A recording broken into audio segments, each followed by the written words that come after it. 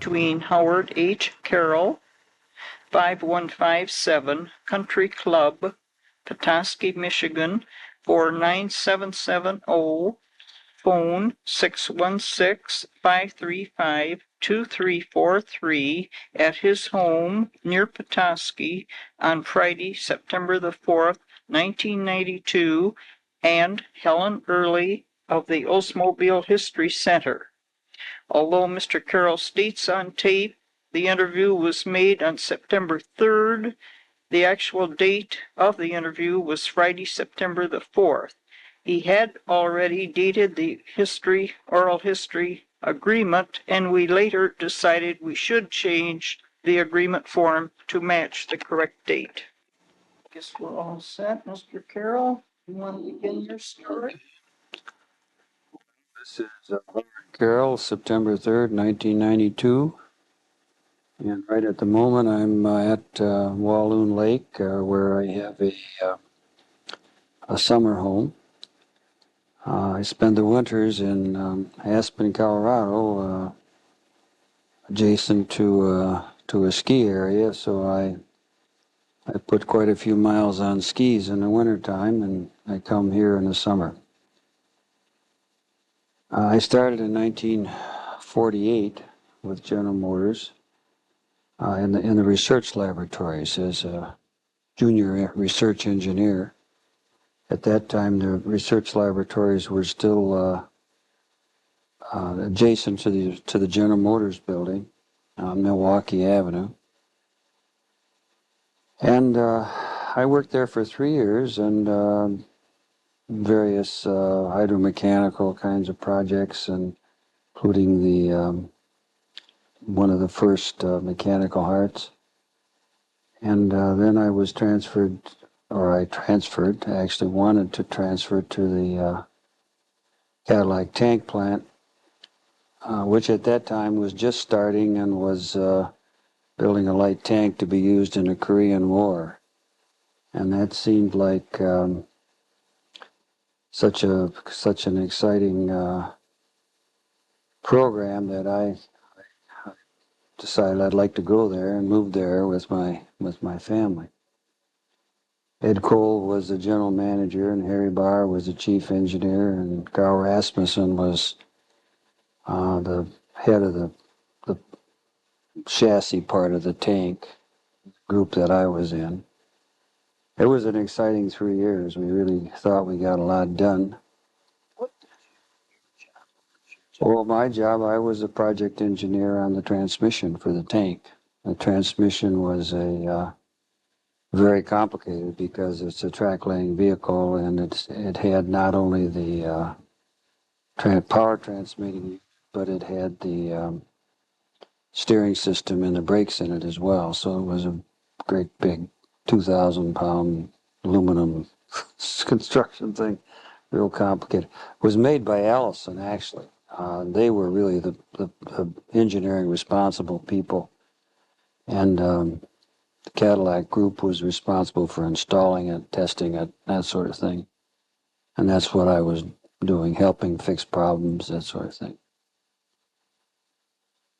So at the end of that 3 years, I went to Chevrolet. By then, Ed Cole was chief engineer, and at Chevrolet, and they were busy trying to get out of the doldrums of their old Line 6 engine and kind of a vanilla type product line, and he had the job of leading that, and of course he did. The Chevys that came out in 1955 and after were pretty exciting cars, and I was a project engineer for a while on the manual transmission, and then I had a number of jobs in the test laboratory, and finally winding up as the head of the test laboratory for several years.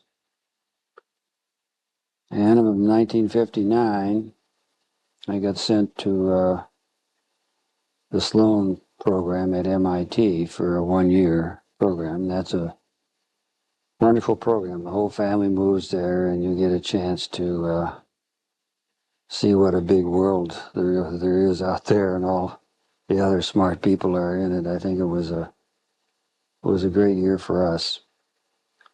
So at the end of that time, I came back to Chevrolet Engineering just for a few months, and then I went into the quality control part of Chevrolet. I was manager of quality control for 3 years. And then came the chance to come to Oldsmobile. And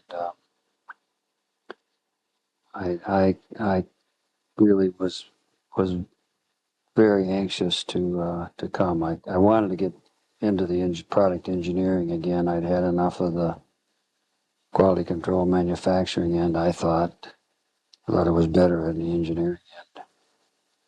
So our family moved to Lansing, and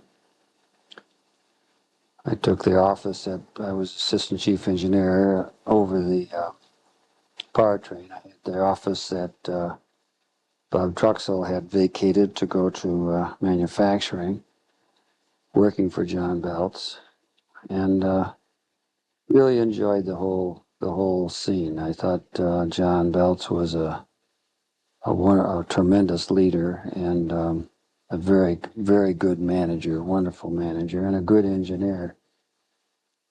So I was happy to be working for him, and I liked the people at Olds. I found all of the people there really nice. At that point, I remember some I can't. His name has kind of left me now. I think his name was Bob. Anyway, we were chatting one day, and he said, "Well," he said, "so you're new here too?" And I said, "Yeah." I said, "I've been here about 6 months." I said, "How long you been here?" And he said, "Well, I've been here 11 years next month." Anyway, 11 years was still pretty new at Oldsmobile in those days. The people had all been there. They knew each other, and both professionally and in many cases personally. And I thought they were a wonderful organization. I was really, really proud to be part of it. Well, Bob Dorshemer was the assistant chief engineer on the other side, on the chassis side at that point, on the engine, transmission, yeah, powertrain.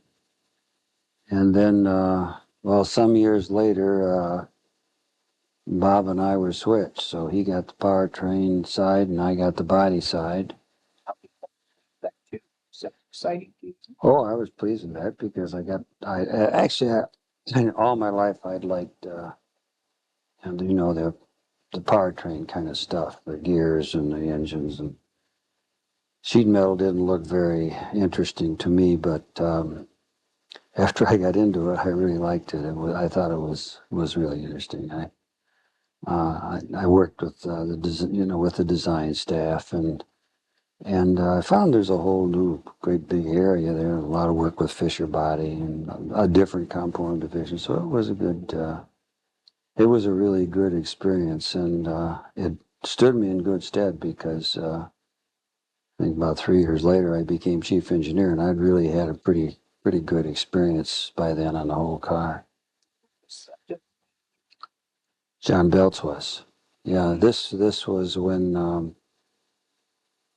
let me see. When Metzel retired, John Belts, who had been the chief engineer, he became the general manager, and I became the chief engineer.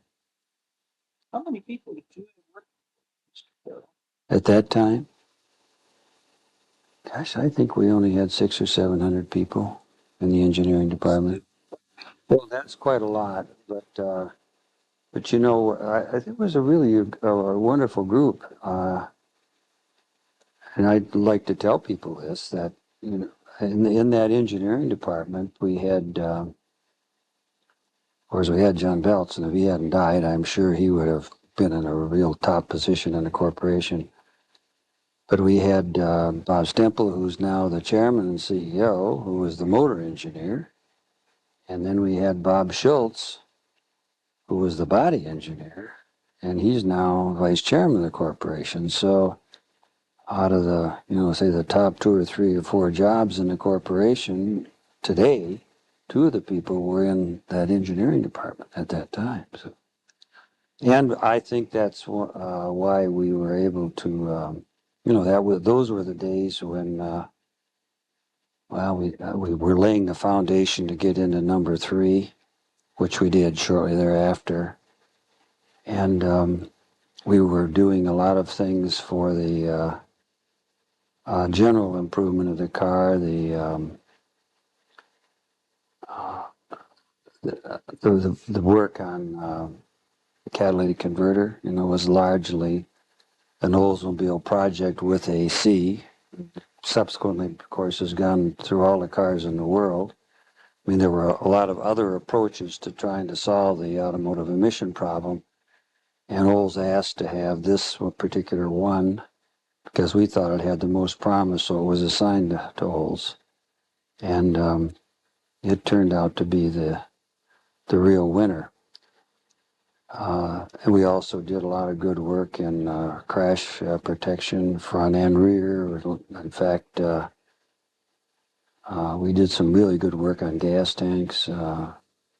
Jim Benner and Tom Leonard and Don Perkins, Ralph Perkins.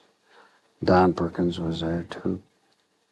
But we really laid the basis for just a big leap forward in gas tank safety and fires, fuel-fed fires. And I think if you went into the records, you'd find that the cars built in the 60s had a fair number of fuel-fed fires and rear crashes. And as you go forward into the 70s and 80s, by now, it's rare. It's rare. With the front-wheel drive cars, and the way the gas tanks are designed and placed in the car, we almost taken that problem, I'll bet you, down 95% from what it was. Still, the crash is bad enough why you can still have it. But so that work was done at Olds in those days, and This was somewhat in that type of testing. well, what happened actually that again the corporation was assigning responsibilities to various car divisions to do certain jobs. And we wound up, and I can't tell you how we wound up with the steering and the gas tank. The design of the gas tank, the basic characteristics of it, and the safety, of course, is a great big issue. So that's how that happened. But I was really proud of that group of people, I think, for the size. When I say only 500 or 600, Chevrolet is sitting over there probably with 8,000 or 10,000 and not getting. They didn't accomplish anything in particular that I felt. That's the way I looked at it anyway. Probably a little unfair, but they weren't making any real progress in solving the problems of the industry or the company. There was esprit de corps among those. Oh yeah, there was. Yeah. Well, I think so, and they cooperated reasonably well. In fact, I think Oldsmobile, when I became general manager, I really felt that the unique thing about Olds was a pretty good team spirit all through the division, and I had a good chance to observe that because I had spent 10 years at Chevrolet, and the last 3 years in that quality control job where I was in. About half the time I was in a battle between engineering, manufacturing, and maybe somebody else about, what was wrong with what. And it was not a lot of Chevrolet's problems were because they did not cooperate. That subsequently Chevrolet is, I think, why we had to reorganize. It wasn't because of Oldsmobile. Oldsmobile was doing fine, but Chevrolet was not. And so the reorganization was an effort to help Chevrolet. I don't know if it helped Chevrolet or not, but anyway, I had a good comparison, and I know a lot of people like to wonder why Olds was so successful, and that's what it was. It was a better spirit of teamwork, in many cases, a better managerial approach. Of course, the managers are the ones that insist you're going to have teamwork or let people fight. They can do it either way, so the managers got a lot to do with that. And I thought Harold Metzel was a really first-rate manager, and I thought that John Belts was too. So anyway, I wasn't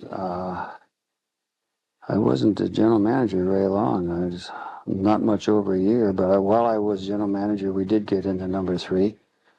And, we were really delighted to knock out Pontiac. And we had a parade in the plant. Do you remember that?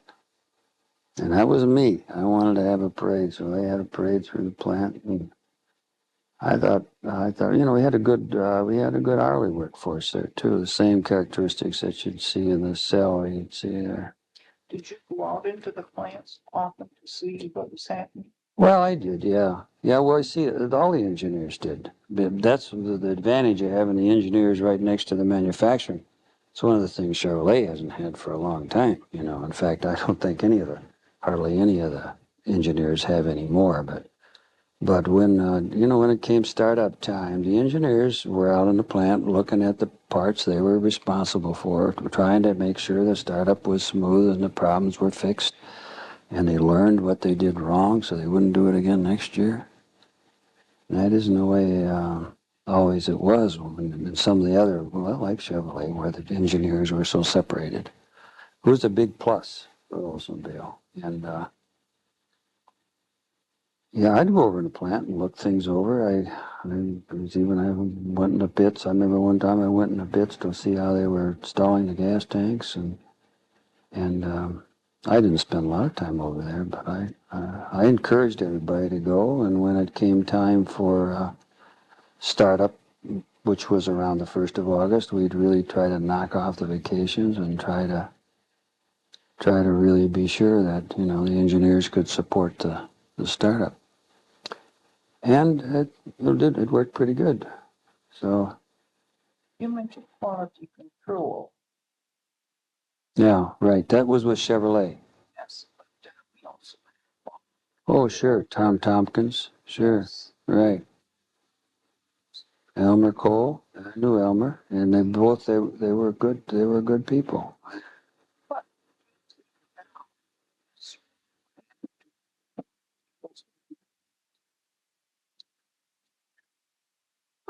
Well, Oldsmobile quality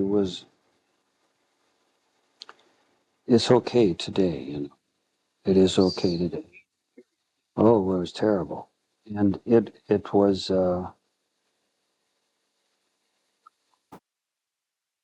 To some extent, Oldsmobile had been kind of had a fair amount of control of their own operations. They had their own to build over half their cars, and they had and they were far enough from Detroit, so they didn't get too much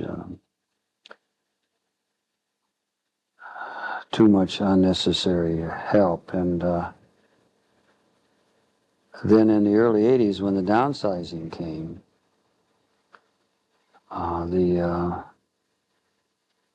and I think probably the key thing was when we took the A cars out and stuck those small the Pontiac Olds and Buick at Grand Am, and I don't know, God, that car line into the plant. That really diminished Olds' role in manufacturing, and then of course the downsizing caused problems with transmissions and engines and steering systems, all the chassis parts, because they were so changed, in such a short time. And that wasn't confined to Oldsmobile. That was in everything. So I think you put those things together, and I don't know if how much was result of what was happening in the corporation. I think it was affecting all the divisions about the same way, but it hurt Olds more because Olds had a reputation, and I think it was deserved for building a little better car, and they lost it in that process.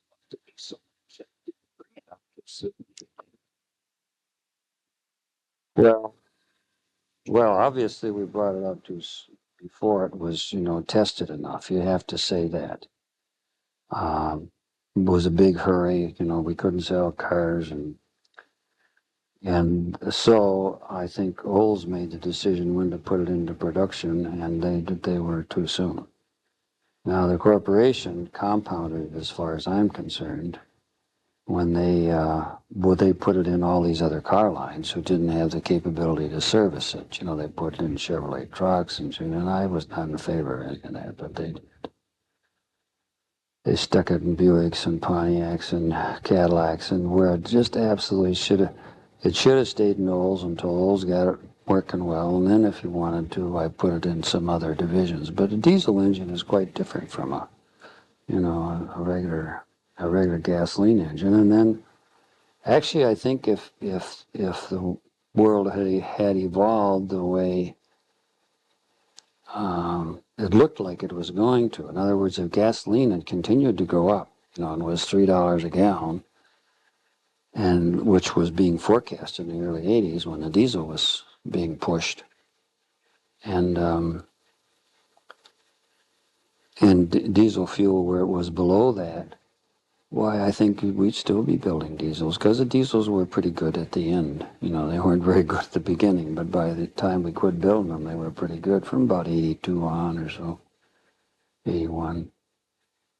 So I think we'd still be building them, but the effect of the gasoline price and it really changed it. And the other people who sell diesels in this country, they're not selling them anymore either. I mean, that drives it. When you have trouble getting fuel, and which was part of the diesel motivation, plus the high price that we had for a while, and of course an indicated even higher price. That's what was motivating people to buy diesels. Well, that disappeared, and then of course I had hoped that we would solve the smoke and emissions problem somewhere in the corporation, and either in the technical staffs or at Oldsmobile. We never did. So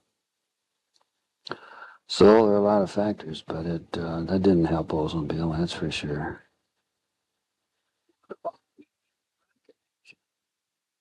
Did you feel badly when you ceased building rocket engines, V8? Well, actually, that was strange. There's a strange twist on that as far as I'm concerned.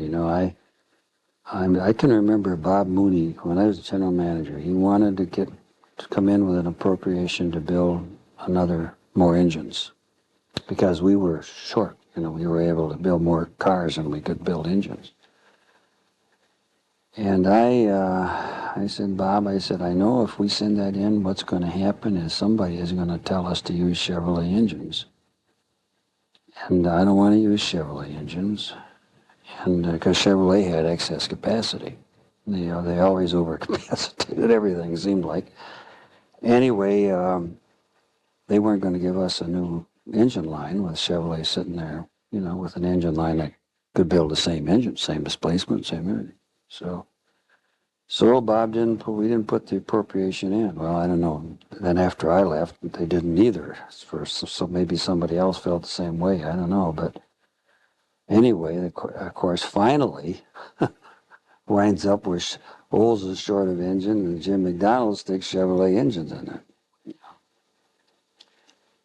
I don't think that was. No, I didn't feel right about that, and I felt bad to see the rocket engine go too, but I don't mean the engine itself, but because I got one sitting down in the garage. I got an old Cutlass convertible down there with one who was 69.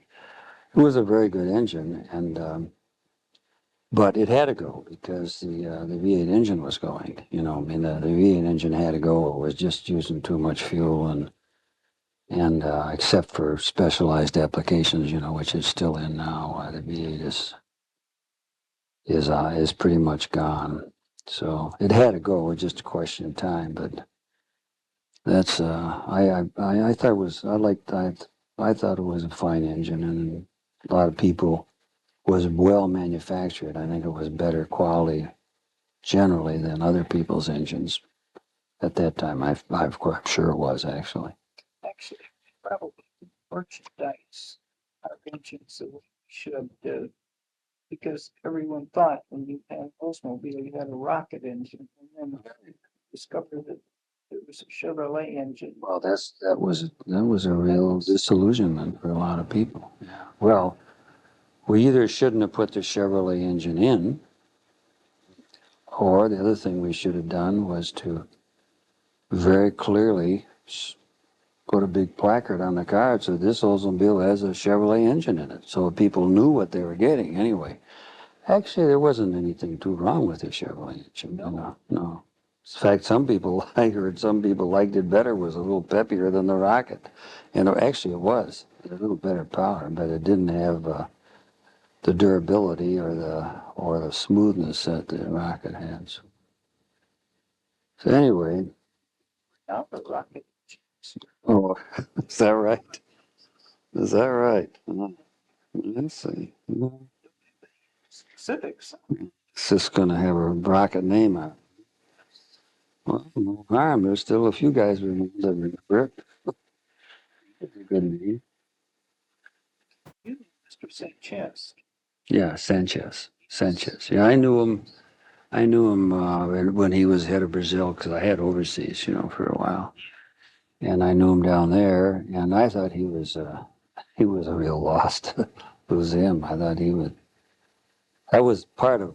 I think that contributed a little to Toll's quality problems and losing Sanchez and John Baker and John Belts and all those things. It hurts. Yeah. Yeah, he did. Yeah.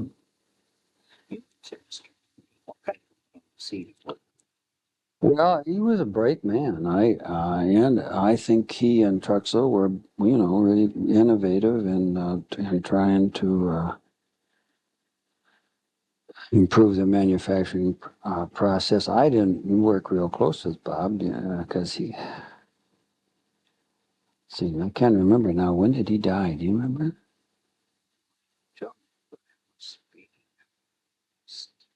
It's a long time. Oh, it's longer than that, I think. Yeah. Well, it was after I left, but I worked with him, but not a whole lot. I worked with Bob Cook, who was the head of manufacturing, and before him there was another guy who was head of manufacturing before Bob Cook.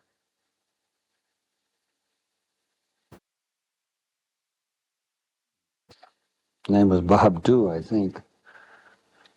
Doesn't make any difference anyway. I worked with him quite a bit. And I worked with the financial guys, Ed Vogt and Dick Elliott, were really part of the team at Oldsmobile. It was a really nice division. I liked it there. Very Mr. good. Kehrl, on the staff meetings, how would different general managers handle the staff meetings?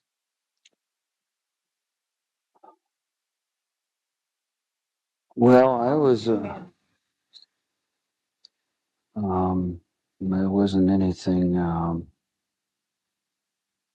Was there a prescribed agenda you followed, or did each oh, person yeah, have? no, we had an agenda, as I recall, and, you get me back 25 years or more, 20 years, and that's 20 You years. retired from GM 1988. 87, beginning of 87. 73. Yeah, that's a long period. I can't remember too much about the staff meetings, except that I would have been in the ones that John Belts had, and then I was in the ones, of course, that I had, and I remember them as pretty good meetings and good. Not a lot of say anti-cooperative kinds of attitudes. That people all seemed to work together, and everybody knew their jobs, real well. It didn't take any micromanaging, the people, because there was a real reservoir of good people there, I think. And so I went through a couple of bad years there when when John Belts was sick for quite a while. And so he wasn't having the meeting, so Dick Elliott would do it. Well, I don't think we lost an awful lot of momentum. And because everybody, as I said, they worked together, they knew their job, I worked pretty close with Buxton, and oh, the sales guy ahead of him, Mac Warden. I worked pretty close with him, and I thought actually Olds had a really good sales department, and I think, and there again, I think you can look at it and see that happened because I think the old sales department was the strongest in the corporation at that time, and due to now this is I'm talking about in the late '60s, early '70s when we got into number three. If you just look at some of the guys that were there, and the jobs that they subsequently got, well, there's Gredenberger, who's the head of Cadillac, and Pete Charosa, I think, he's out of Olds, and the guy who was the head of Olds before John Rock, no, before Mike Losh, Bill Lane, he was out of the old sales department and went to Pontiac. And the guy who was the head of Chevrolet,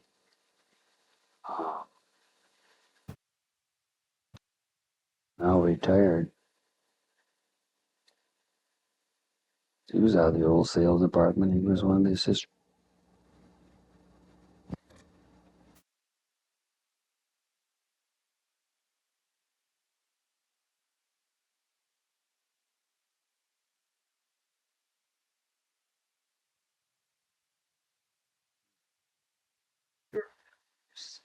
Yeah, I remember his face and his wife. He did a good job at Chevrolet.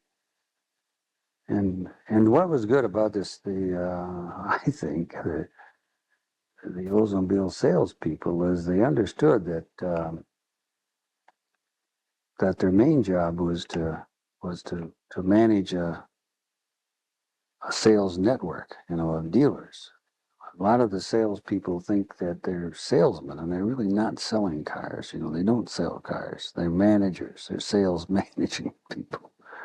And running a franchise system is different. And I think some of the ones that think they're got to be up, being real enthusiastic and selling cars, and not taking care of the normal business needs that have to be handled when you're working with all these dealers and this complex distribution system that you have and this complex product line and all the training you have to do.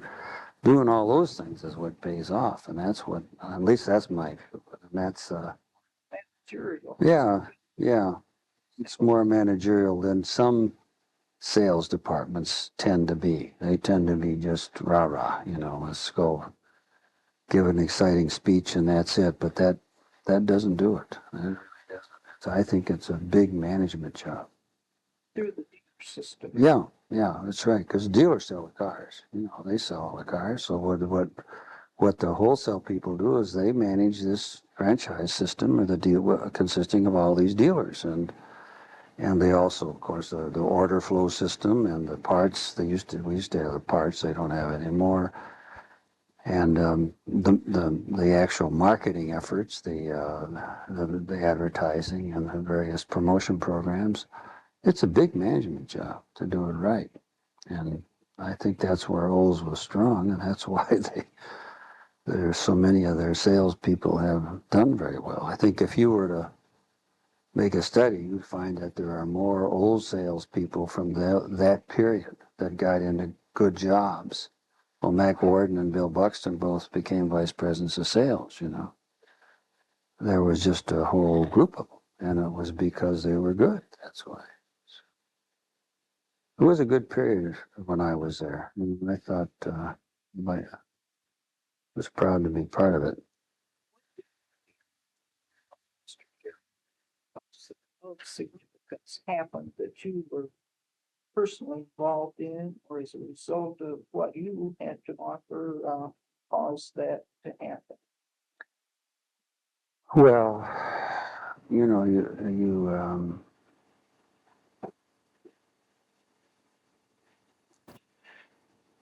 uh,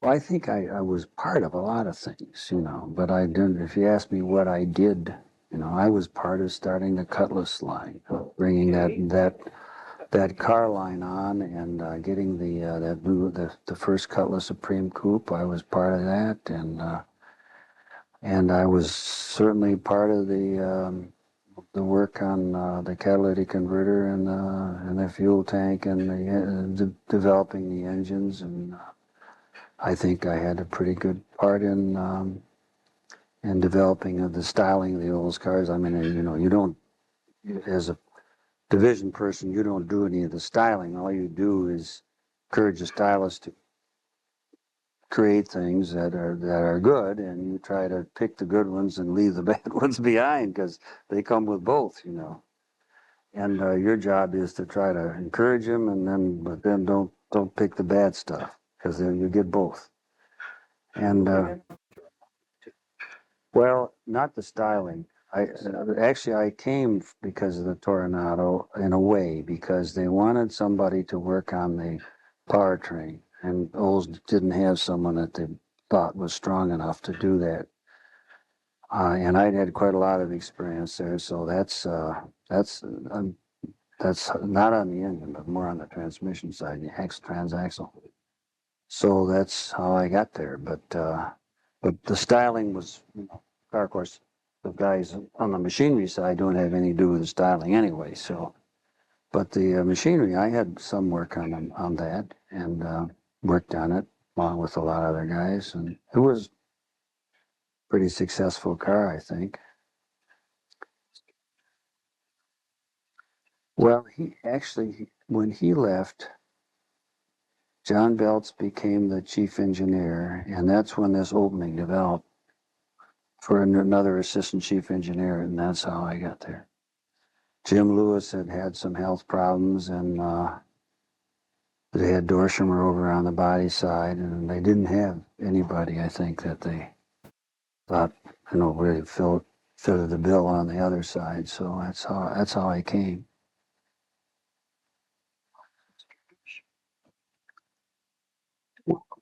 Oh, well, when we were both assistant chief engineers, we got along pretty good, but as always happens, there's a little competition, and I think all in all, we handled that really well, both of us, and I think worked good. And I worked with him over the years after that, and I always thought he was a first-rate guy. It was a terrible loss to lose him. And, well, he had left no, he was still in the engineering department when I got there, but he was experimental engineer, I think.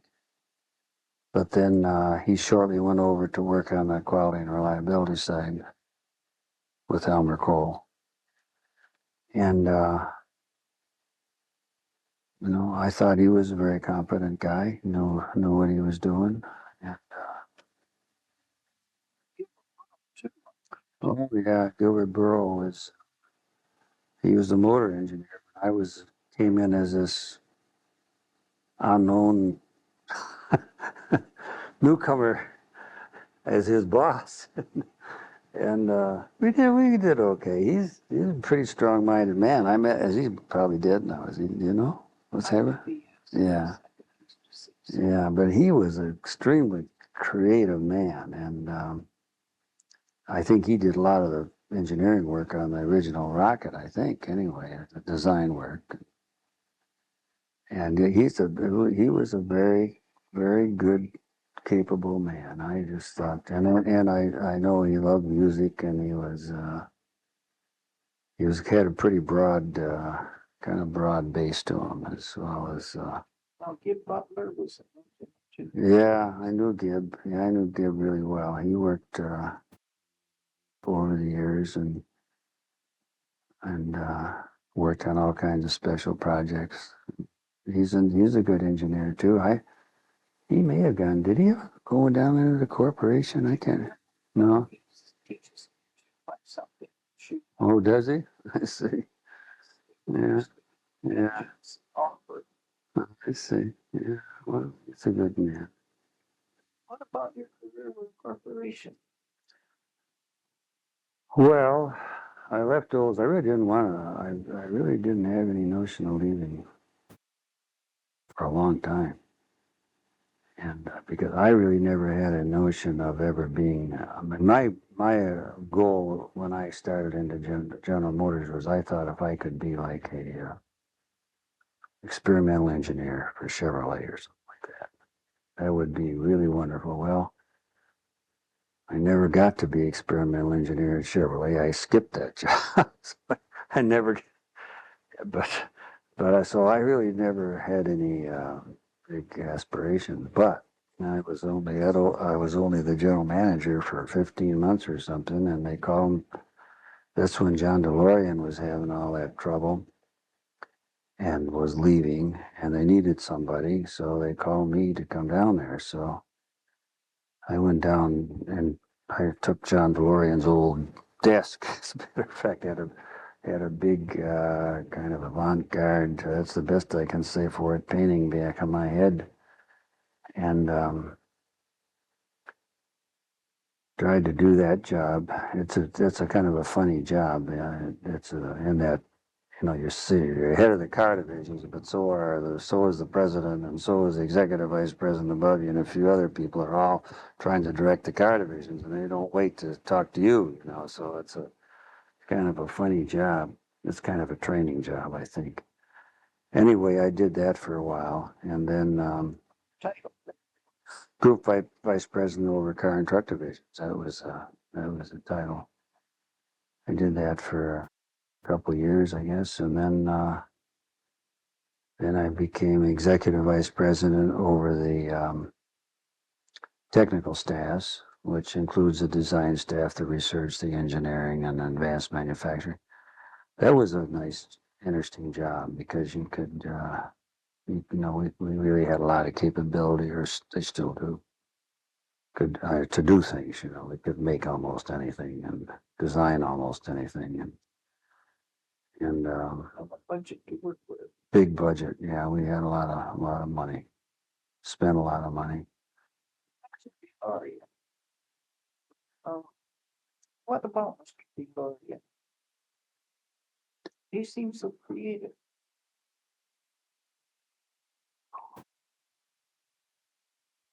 Well, I think he started out as a pretty good engineer and pretty creative, but I think as he went on in his career, he somehow or other he lost it.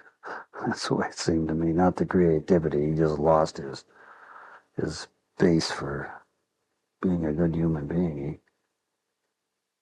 He got kind of carried away with some of the trappings that come with being a general manager. It's not that hard to do. There are a lot of people trying to seduce you for one reason or another, and I think that's what happened to him. So he left General Motors, and really everything he did after that, there wasn't anything that came out right. Some of it came out really badly. So yeah. Well, So yeah, it was too bad because he did have he was a smart man and wonderful appearance, and he had talent. There's no doubt about it. about the G conversation. But we're Well, I'll tell you, I was part of that, and I was vice chairman by then, so I was involved in all that. And I thought it was the right thing to do, because not, as I said earlier, because I thought that Chevrolet was in so much trouble and couldn't seem to get out of it. And Fisher Fisher body and the GMAD system seemed unresponsive as far as getting the quality problems fixed. And they were pretty far from the customer. So I thought that, well, the other problem that was very difficult was in engineering the cars. As the cars went to the unitized body, there was less and less for the car divisions to do in terms of the engineering. Most of it was in the body. So they really were starting to be just having the engines. We didn't need all those engines when we had to redo all the cars. We couldn't afford to have all the, that variety of engines. So those are the reasons why I thought the organization was the right thing to do. In retrospect, I have to say I'm not sure because it seems like what we did was we got rid of Fisher and GMAD, but we got rid of but we created another couple of three monstrous divisions that aren't in touch with the customer either, and are so big that they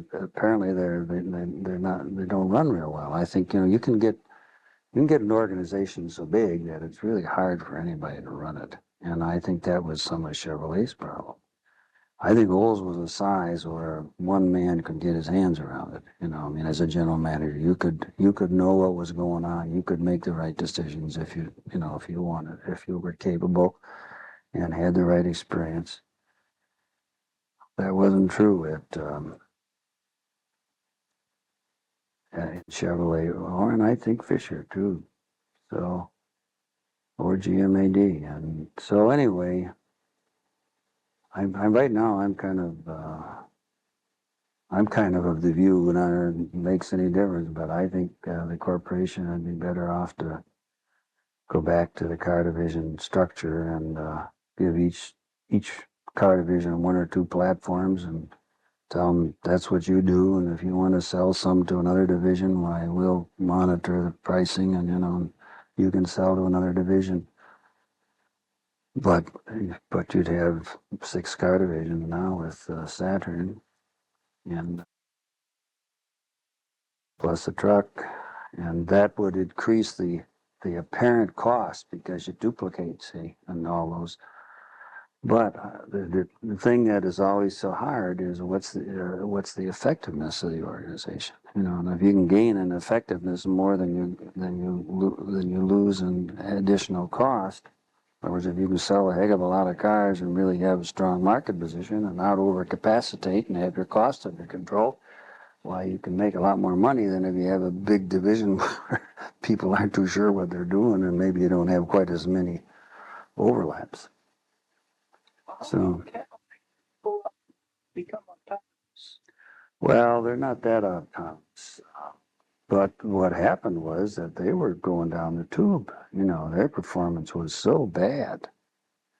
I didn't think they should have been put in it in the first place, and that's a fact. I made myself well known on that, but because I thought they really do have a tough competitive role. And I think people at Olds always thought when I was there, Cadillac, they're just rolling in it, but Cadillac was a very effective group when they were a freestanding division. I knew some of those people, and because I worked at the Cadillac tank plant, and they were developing good people, and the people were good, solid car people. So I think when things started going so badly, why they gave Cadillac a good deal more autonomy. And, the two divisions that are doing really well in General Motors are Cadillac and Saturn, and both of them have quite a lot of autonomy. Now, I don't think you need to be the brightest person in the world to figure that out, If the other divisions had more autonomy, why, things would be better. But I don't have much chance to vote anymore. So that's just my feeling about it. But I've told some of the people about that. Anyway, let's it's a tough world, with all the domestic and international competition and the union battling for something or other they think is right. So You think the corporation.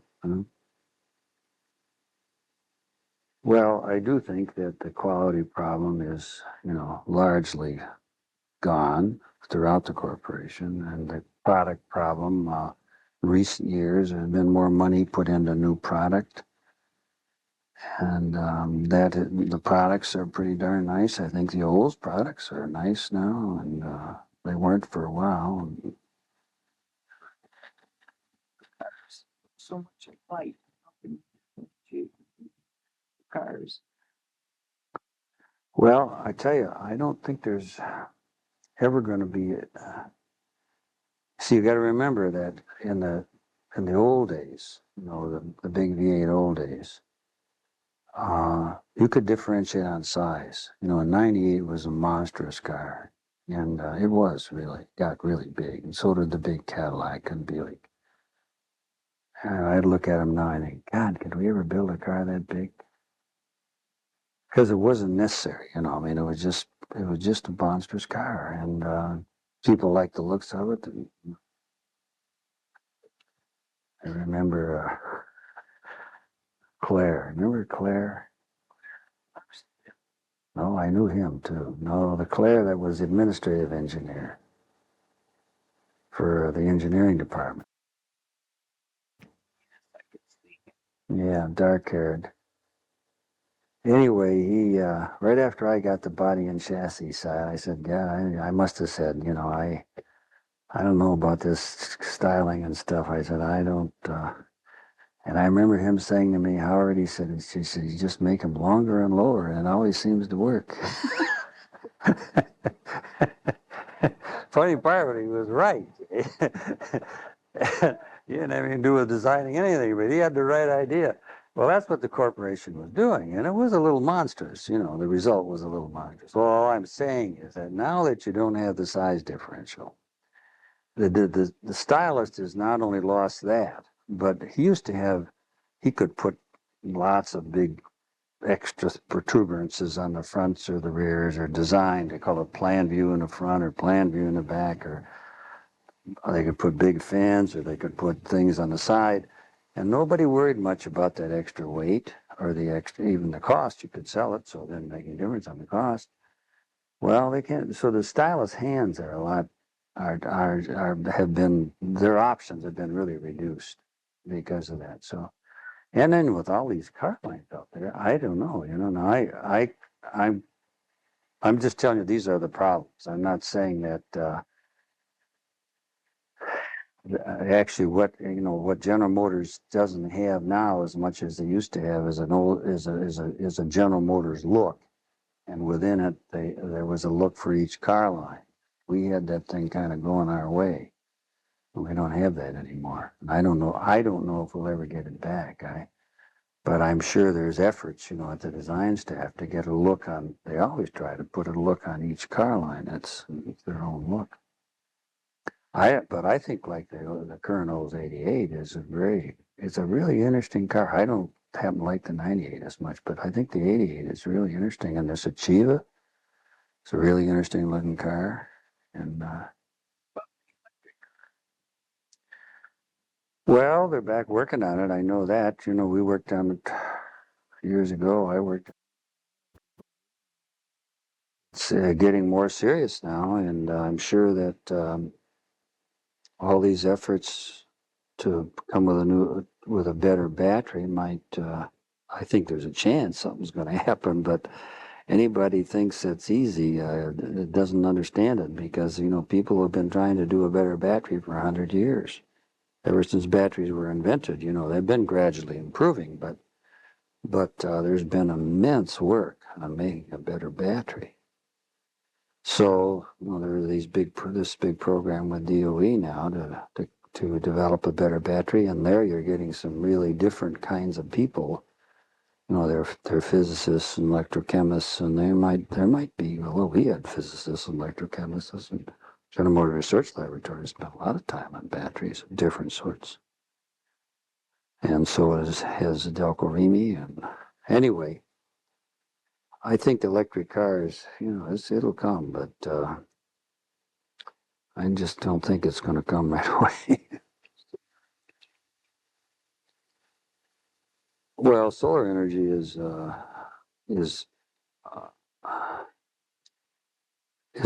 I think for heating houses and hot water and things like that in the West or in the South, I think it has some real potential, but I don't really see it doing much on a car. No, I could have it for just a little something to keep the battery charged or run a little fan or something, but and there again, if someone invented a much better way of converting the sun's energy into electricity, then everything would change. But the conversion efficiency is so poor still that and I think it's 10% or something less than that of the sun that falls on a given square area can be converted into electrical energy. Well, maybe someone will figure that out. I don't know. Who knows? Yeah, right. Well, he was a factor in my life. Um, he as I said, he was the general manager of this Cadillac tank plant where we were trying to get this light tank into production. And the guy was a dynamo. We worked 18 hours a day, and sometimes they'd have a meeting in between. And he never seemed to need sleep, and he was a very bright man. Impulsive, yes, but very, very bright and very energetic and very product minded. Well, we did get that tank into production just about the time the war ended. We got it into production, I guess, but the Korean War I'm talking about. But he had worked on the tanks in World War II. On the Cadillac had their engines were in some of our tanks, the M24s, I think. So, so I got to know him a little bit there at that Cadillac tank plant. It was down in Berea, Ohio, near Cleveland. And when he went to Chevrolet, of course, the tank plant was phasing down, so I went to Chevrolet.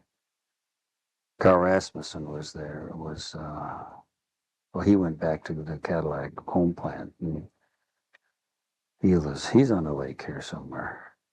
John Beltz's wife lived next door. You know that? Yeah, well, her name is Goff now. Of course, she's remarried, but Do you belong to the General Club up here? yeah, yeah, I agree. I don't go very often. Seems to always come on a day when I'm doing something else, or I don't seem. That seems to be the character of retirement, is you don't have much to do, but it all comes on the same day. Bob Eaton lives over here. Yeah, yeah, and he was one of my best potential people for 8 or 10 years. The last 8 or 10 years I worked, he was the guy I was pushing. I got him up to Oldsmobile. Well, I shouldn't say that, but I helped get him up there. And I got him back as group vice president of the technical staffs. But then other people decided he was a pretty good guy, so of course, he went to overseas, and now he's head of Chrysler, so he's doing all right. He's a nice, straightforward man. About recalls. Do you remember any major recalls when you were general manager?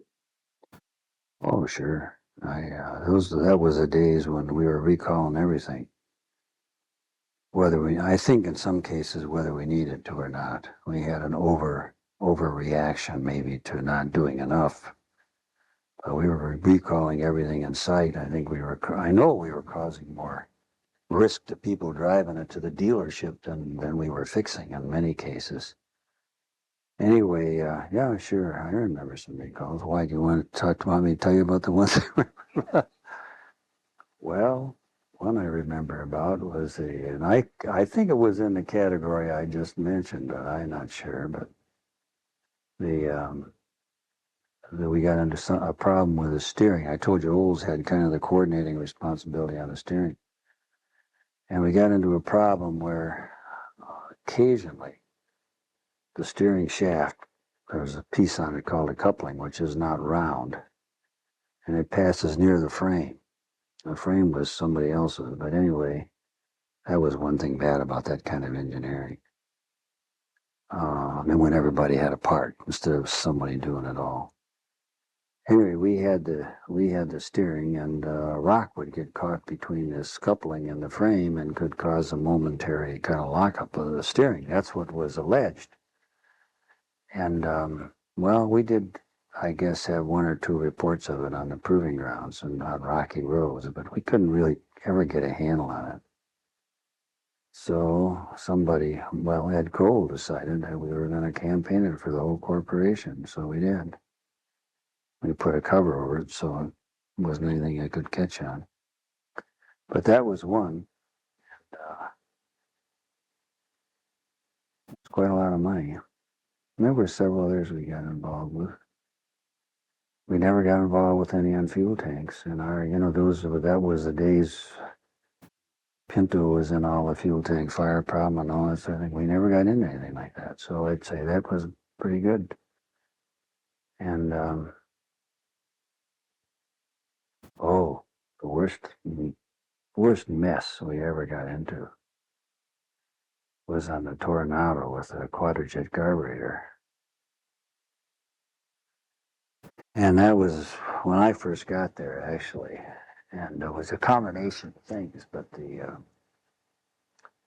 quadrajet was a new carburetor, and it had a lot of problems in it. General Motors had decided to build their own carburetor instead of buying them from Carter. And it was a terrible carburetor to begin with, but initially it was.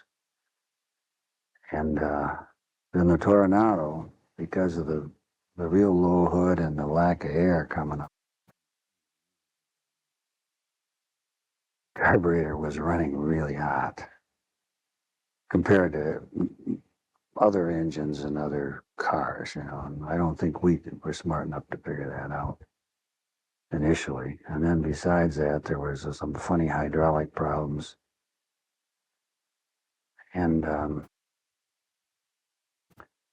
well, I can remember I came to work one morning.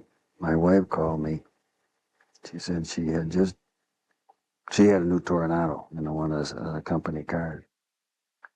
And she said she had just driven it somewhere, and all of a sudden all the gasoline came out of the carburetor. And I walked into John Belt. I knew what it was. It was a plug had come out. There's a big plug that was stuck in the carburetor by Rochester, and that plug wasn't properly secured. And especially with the heat that developed in the Tornado,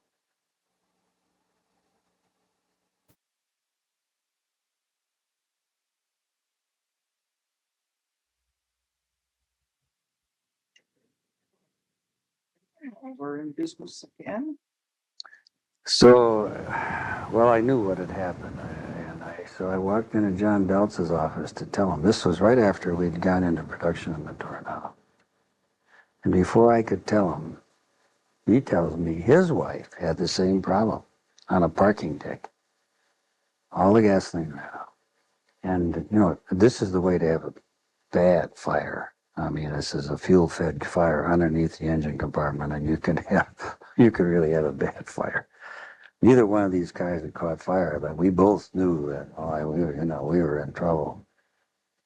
Anyway, I don't know if it was that afternoon or the next morning, but we decided to recall all those cars.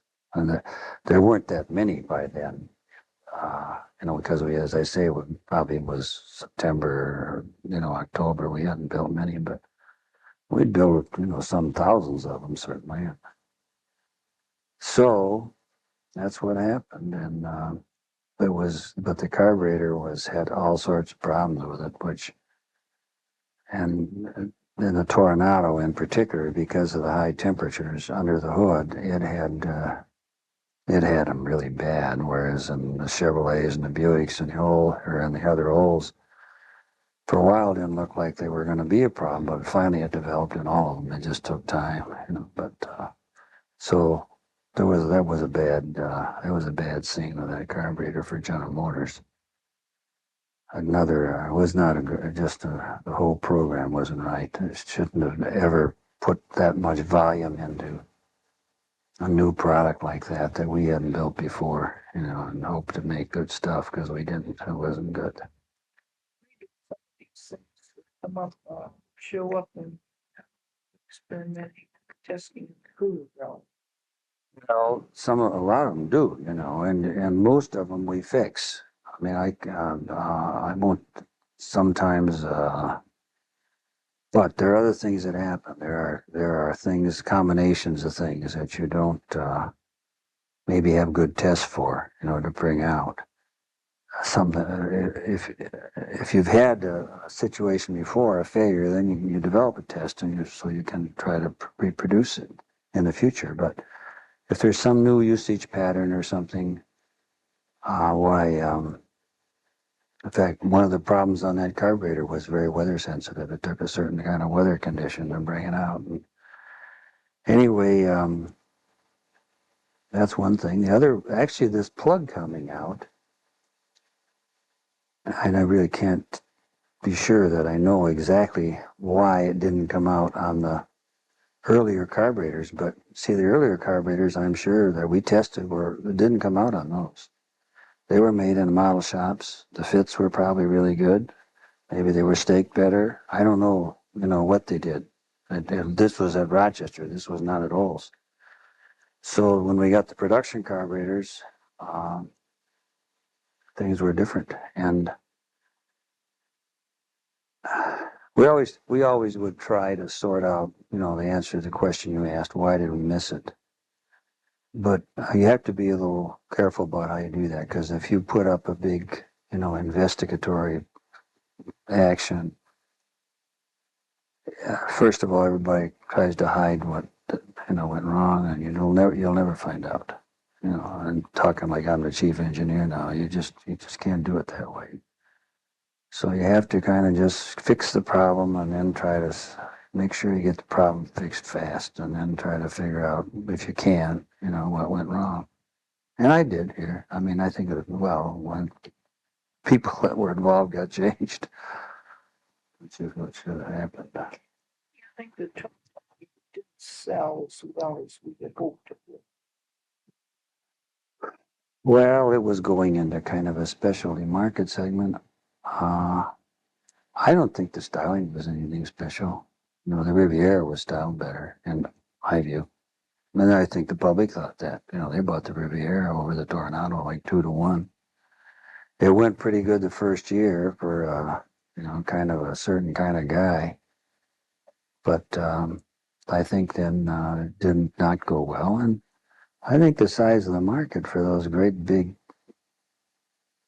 fuel hog coupes was probably never as big as we thought. Between Eldorado, Riviera, and Tornado, and there wasn't enough room. That's another problem with it. But anyway,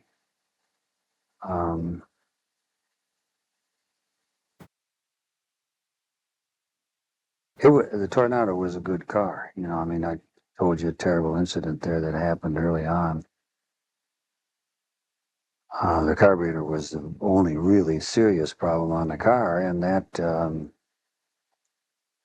all the machinery, the chassis, and all that was fine. It had a really nice body on it, and so the carburetor problem did get corrected.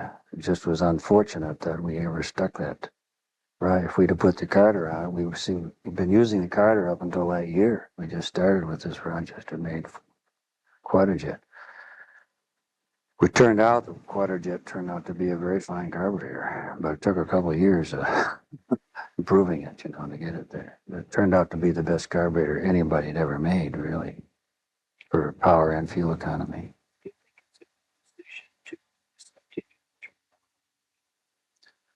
Well, are they discontinuing? I'm not really up on it, Helen. Are they discontinuing the whole Tornado? Is that the idea? I thought they were looking at some kind of a replacement for it. Yeah. Well, I tell you, I saw the replacement, and I think it's a lot better idea than the Tornado. That's my feeling about it. I see this product show every summer at the Proving Grounds, and I was out there, and they had it out there. I think I think the market for two-door cars has been overestimated for quite a while. As the cars have gotten smaller, why people tend to buy more four-doors. They don't buy two-doors. That's true in Europe as well. It's always been true. We've been the ones who build up with two-doors. So I think I think a four-door would be better, and I think a stylish four-door might have a pretty good chance. Well, a new Seville is doing real well. That's a four-door. The Eldorado isn't doing that well. Yeah, that's right. Is it selling? Is the '88 selling well? Do you know? Yeah. Test drives. Yeah. Well, that's what I. Yeah. Yeah. Yeah, and I see it. Well, I see quite a few of them around too, but of course, a lot of those are company cars and stuff. It's quite different here than it is in Colorado as far as just seeing new American-made cars. I'll tell you. Think about the imports coming in. How do you think we should be combating that? Well,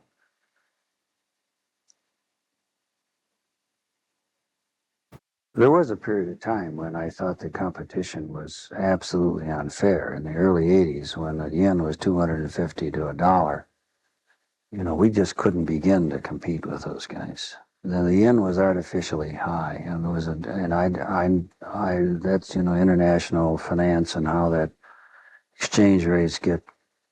I'm sure our government was encouraging the Japanese, along with putting a squash on the U.S. cars with their CAFE standards and the fuel economy and the emission standards and safety standards, which all discriminated against larger cars. They were encouraging these guys to bring their small cars in with a very low exchange rate. And I thought, I don't know if these guys know what they're doing or not. I'm talking about the guys in Washington. Well, now with the exchange rate at 125 or so, it's the American guys can compete. They should be able to compete. Put it that way. But I think the union has got to wake up. I really do. I just think I just can't be sympathetic with a lot of their notions. A guaranteed challenge. Yeah. Yeah, that's right. Why should you? Well, that's the point, though. They don't look at it that way, and they want immense amounts of wages for small amounts of work, and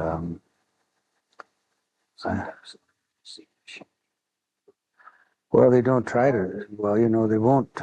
The union will buy in on the idea of improving quality. Now they've been going to work on quality for a while, but the Japanese have this idea, which used to be true in the United States, but that you try to do a better job every day when you come to work. They call it continuous improvement. It's a big Kaizen. It's a big thing.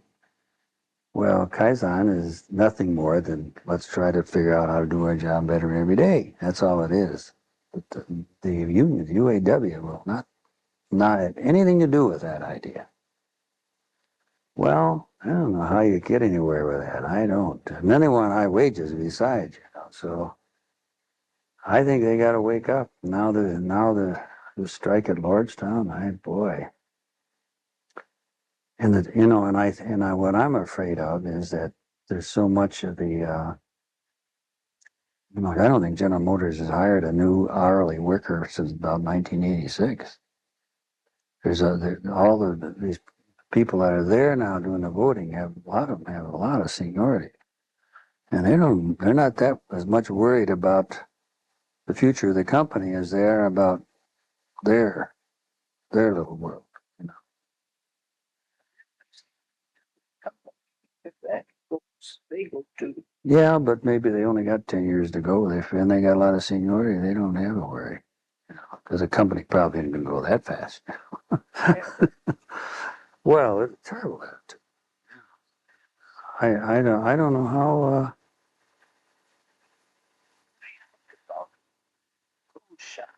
Shop where anybody could go and get a job. Well, that's the right to work state. You mean like in the South? Where you mean where Saturn is? You mean? No, that's right to work state. Yeah, most of the southern states are right to work. Well, I think that would, of course, but Saturn is UAW. It is a UAW plant. You know that. It is. It is.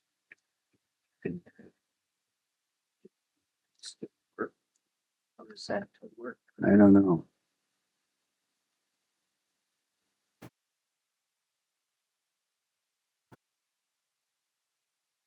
I don't know.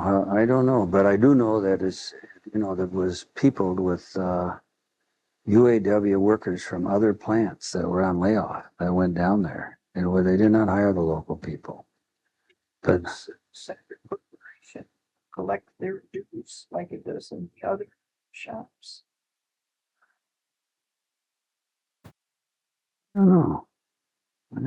If they have a vote and they decide they want it to be union, I think that's probably what would happen. But right to work means that you can still work if you're. I guess that's what it would be. If they have a vote and decide they want to be union, then the company would cooperate and collect dues or whatever. But if you wanted to work and not be a member of the union, you could still do that. I think that's what right to work would mean. No, that's why the unions don't want right to work laws. Yeah. There's no way they can get out of that now, is there? There's no way they can hire a non-union man. Oh no. No, but they're doing good. They're doing things like I know they're doing things like training their people to do all sorts of jobs that used to be done by outside contractors, like installing machinery, building concrete foundations, even doing some small building construction, so that when they're not working on the production line, they can work on these things. And I think that's a good step. Is that what you're talking about? Not traditional job. Well, I don't know if that's what I'm talking about or not. See, we have 3 jobs, bank, history center, one's a machine repair. Oh, I see. Electrician. Well, that's what they are. They're jobs bank people. They Yeah. out of the job because of the low seniority. Right. But yet they're working. They're still being paid because. Yeah. No, this is different than that. This is somebody who still has a job. I think this is the way this would work. You still have a regular job, but now the production line is down for 4 weeks or 6 weeks or something. They can go work on this other stuff. That's a step. Yeah, that's a step in the right direction. Well, I think if there were, I think there's got to be a change in the labor laws in this country. Yeah, and I work on that whenever I get a chance to with people that I think could have some influence on it, because I think the idea of an industry union is wrong. See, I think you should have company unions maybe. Now, maybe that wouldn't help General Motors that much. It probably would, because all of a sudden it would help Ford and Chrysler. I don't know. Company union in Japan, they have company unions, but Nissan has a union, Honda has a union. They don't have a UAW that has all of them. And that gives the union a lot of extra bargaining power, when you go to bargain with them. Because they can take one car company down and the other two car companies are, rolling along, increasing production, and that's what they all do. And including General Motors.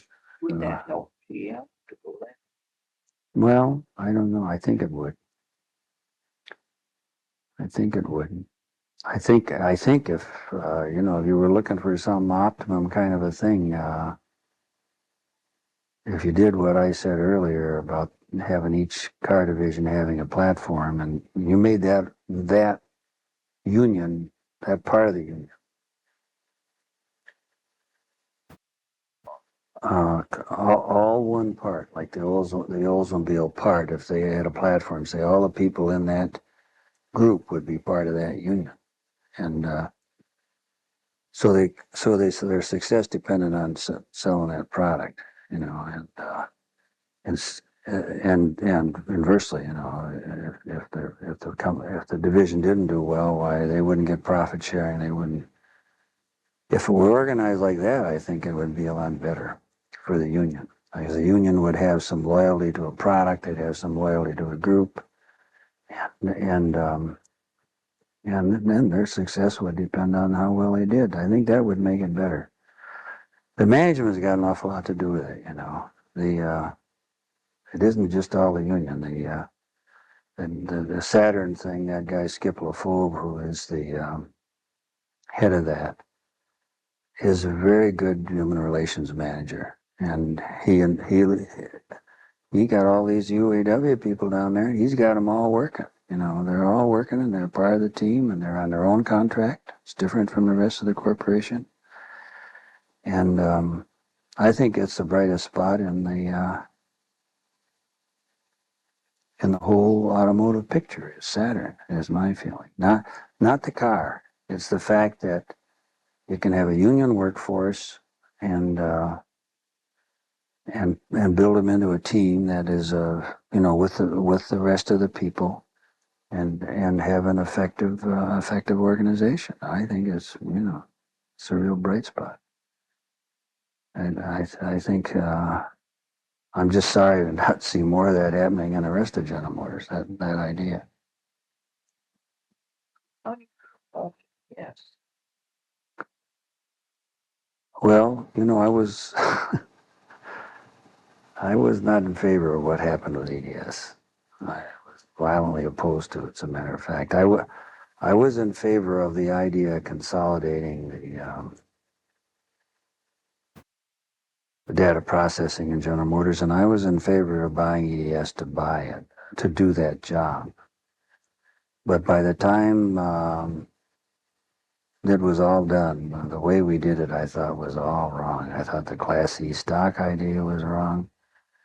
I thought the EDS people have their own set of incentives, which are not to make General Motors a better car company. They're strictly on a contract plus, and they're trying to get more revenues out of the car companies. That's all they're doing. And I think EDS is, as far as its impact on the car operations, is a disaster. That's what I think. A lot of people don't agree with that, but that's the way I feel about it. I think, and there have been reports that either GM data processing costs are much higher than Ford's, or other people twice as much, numbers like that have been reported. And I think EDS was a terrible mistake. That's what I think. It could have been done differently. The problem is that separate class of stock. That's the problem. And which then means they're under a different incentive system, and they're working for their own set of goals. They're not working to make better cars. At least the old, the component divisions and the Fisher bodies and the car divisions, they would fight, but they all knew they had to build good cars in order to make any money, in order to get any bonuses or whatever. EDS doesn't have to do that. They just they don't have to make General Motors a better car company or make better cars. They just keep running the bills up, and I'm not very, I think EDS was, the way it was executed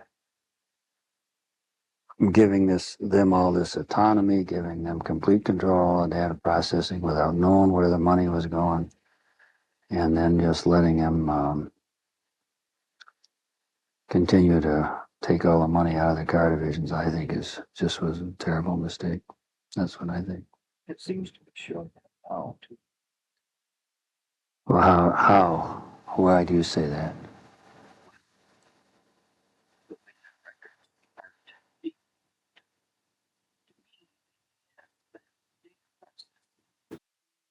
Word and data easily accessible. Mm-hmm. Very, very difficult, becoming more so Mm-hmm. to get historic. Huh. Well, see, I wouldn't know anything about that. I'm kind of out of touch with what's going on anyway. But I do have pretty good reason to believe that those cost figures are right. If it's costing you twice as much, there's no, they may be doing a little more. General Motors is a little bigger than Ford, but they may be doing a little less too. It's hard to know. But just the very fact, the same reason that I was saying to you, if each car division had a platform and there was just one union local that had that represented that car division and platform, then everybody's incentives are straight. Say they're all in the direction of building a better product. Well, their incentives are all wrong. They really are all wrong, and they have such a big impact on everything that happens. And Hughes is close to being as bad, because of their separate class of stock. I got a new Eldorado sitting downstairs, and it's got a nice Delco Electronics Bose music system, and the best thing General Motors has got, and it's nothing special. I get into Ford, and the neighbor's Ford, and theirs is better. I'm into music, so I think I'm a pretty good judge of that. And well, there again, you got Hughes and the old Delco Electronics. There again, their incentive system is different. They're not. They don't have to make a better car company either. So I think if you were trying to really make a good big company, what the first thing you got to do is get everybody's incentives in the same direction. General Motors has gone just the opposite. I think in the days when I was at Olds, everyone at Olds was working on Oldsmobiles. Now, maybe some of the people at Fisher didn't care so much, and some of the other people. But at least we had a lot of people at Olds that were really pushing to make good Oldsmobiles. Well, that's not true anymore. Got guys trying to make EDS look good, guys trying to make Hughes look good, and then these car groups, who are pretty far from the end buyer. I'm sure they're trying to do a good job, but I just don't think it's structurally as good a company as it was. Yeah, well, that's the way you get teamwork, is if you get everybody's incentives the same way. Yeah, you can lecture people forever about it, but about teamwork. But if they don't see the same goal, they have to see the same goal. Agree that that's the goal. So yeah.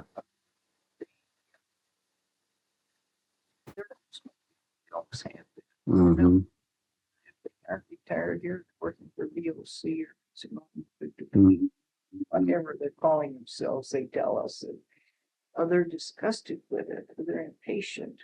They keep telling us they change the supervisors too fast. If somebody comes in from Podunk, he's here a short time, you just really ever get into the speed on the ground before he's moved. He doesn't get to know the people.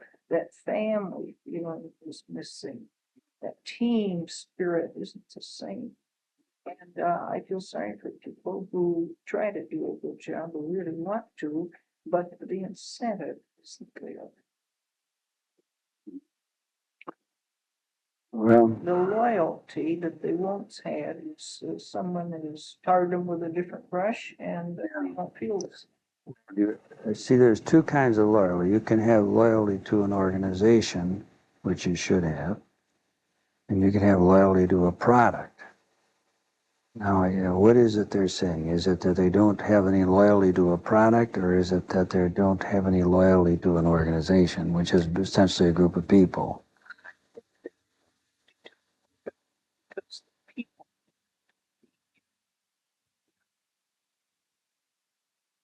heads, like superintendents, that type of thing, changing so fast. So it's more the organization is the problem. Yes. Yeah, it isn't because they're not just building olds. Yeah, I think they're disappointed that they're building two other cars instead of Oldsmobiles, along with Oldsmobiles. Yeah, At least right. that comes through. Yeah. But the people they work for aren't Oldsmobile. They're from some other organization within GM. And they themselves don't seem to impart the loyalty that a man who's like you, who came up through Oldsmobile and spent a good many of your, even you, if you didn't spend so much of your time there, you felt you were part Well, of I it. spent 11 or 12 years there, so And it showed. it was a major part of my life. Yes, it Yeah. was. And it showed. Mm-hmm. People felt it. Mm-hmm. They don't feel like, Mm-hmm. do you care?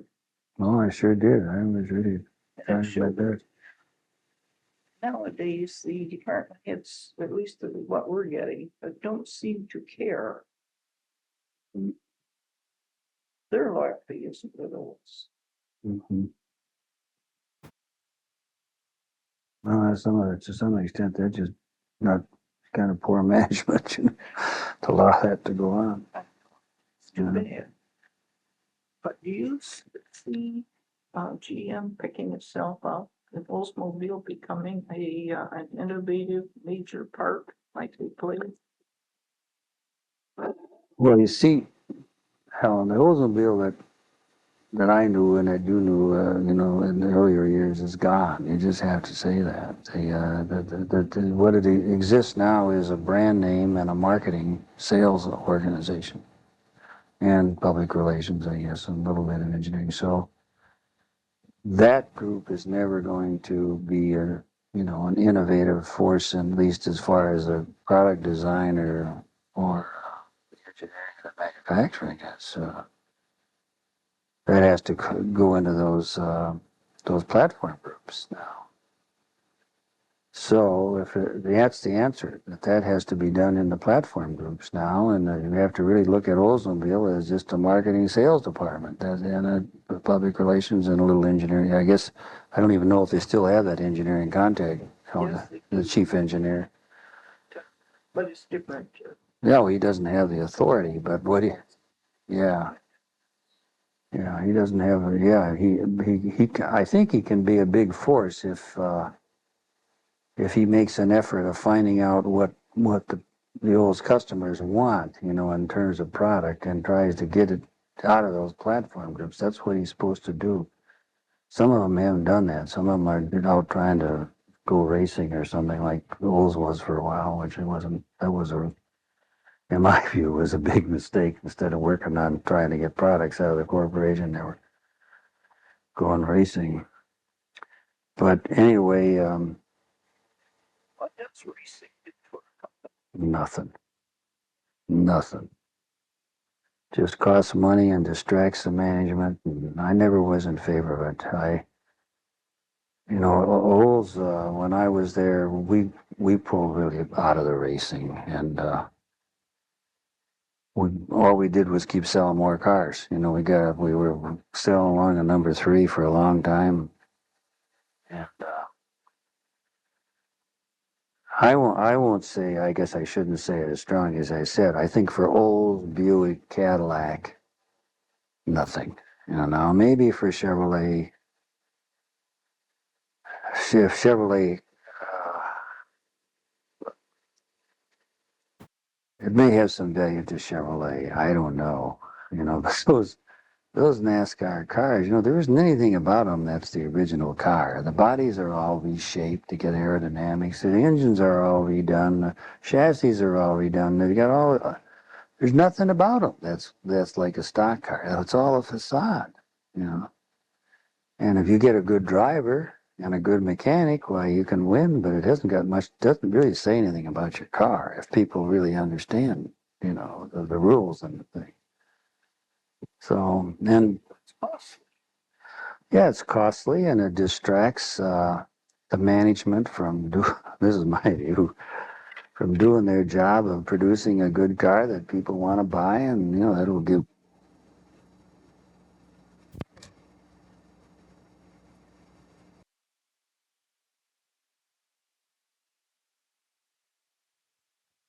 Tape 2, Side 2 of Howard H. Carroll Oral History Interview.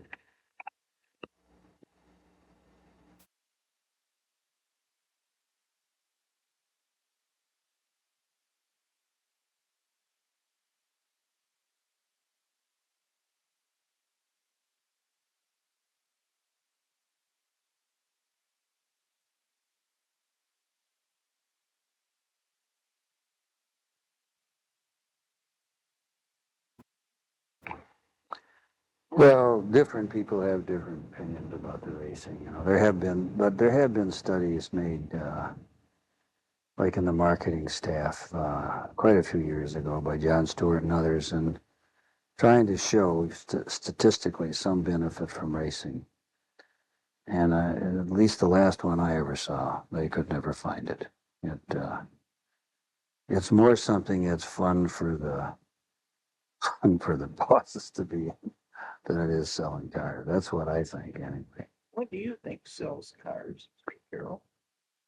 Well, we were the Cutlass Supreme. That line, you know, it had an appearance that was responsive, that was attractive to quite a wide variety of people, from fairly young people to retirees, and you know, was trimmed up well inside and had nice exterior hardware, good quality. It had good performance, the basic performance and reliability of the car was good, and the cost was good. And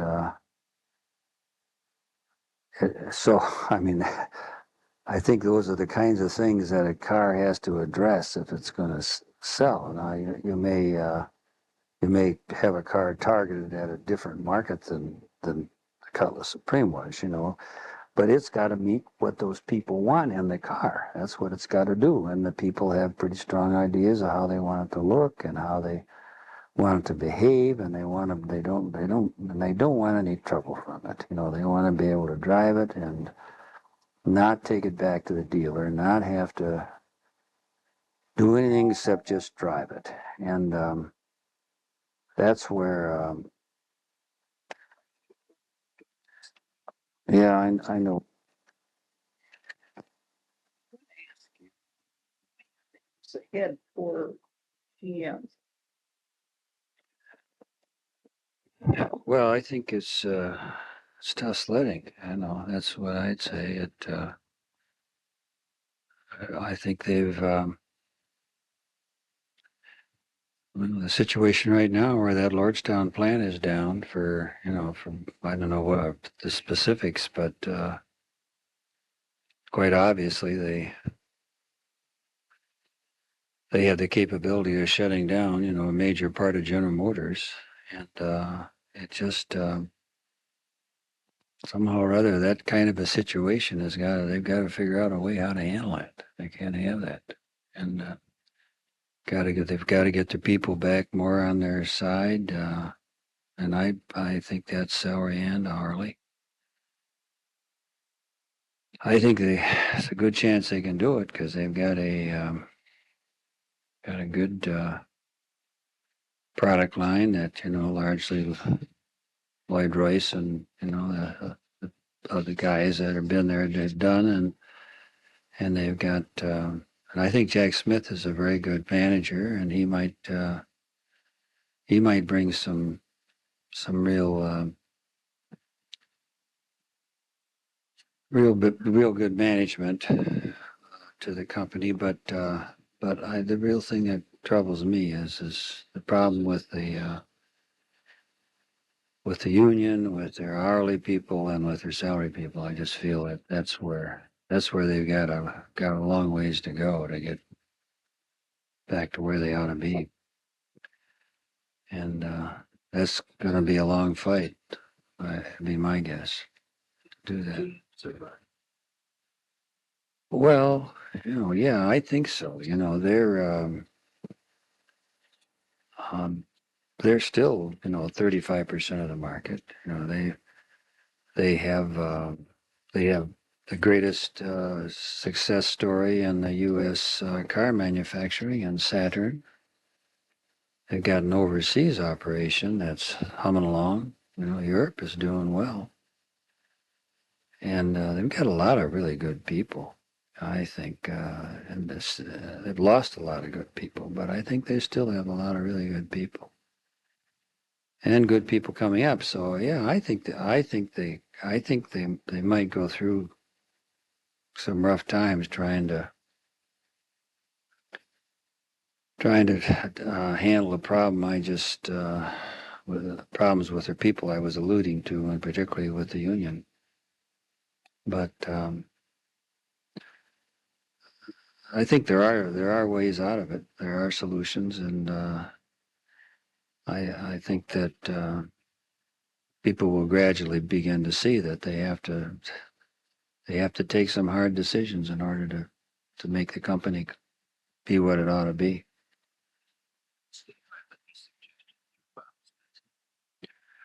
Well, the biggest one is what I gave you, where I said get all the incentives in line, and get a whole bunch of incentives in line for building Chevrolets, another bunch for Pontiac, another bunch for Olds, another bunch for Buick, Cadillac, and Saturn, and GMC truck. Get the incentives so everybody that's working on that product uh, either succeeds or fails based on that product. And I think that's the only chance. I think the organizations that are being constructed are so big that nobody can manage them, and that's my suggestion. And I made that suggestion to him before, so it wouldn't be anything new. But I think that's where it is, and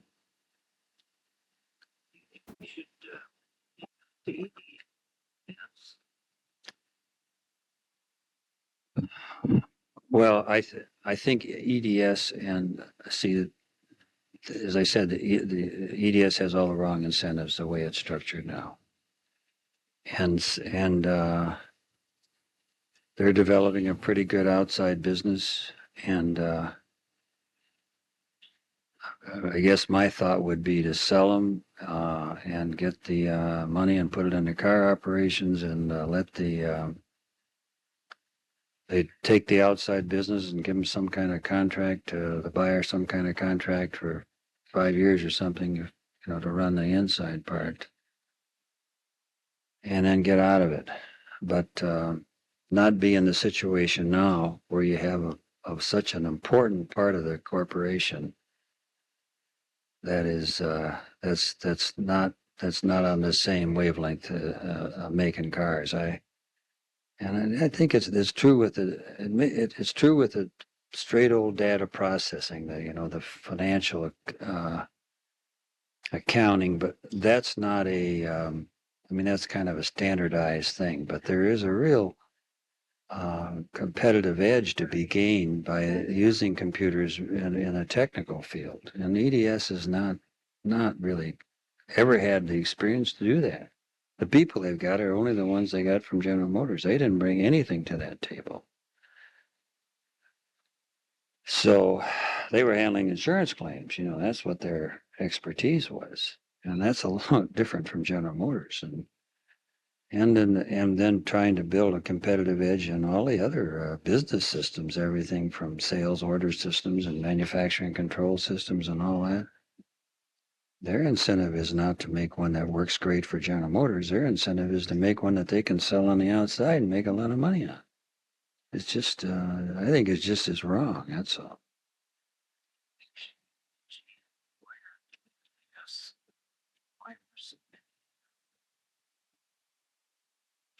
opportunities given to EDS that city schools didn't have or doing, because EDS seems to have its own autonomy, be able to wag the dog, so to speak. Well, it's because of that Class E stock.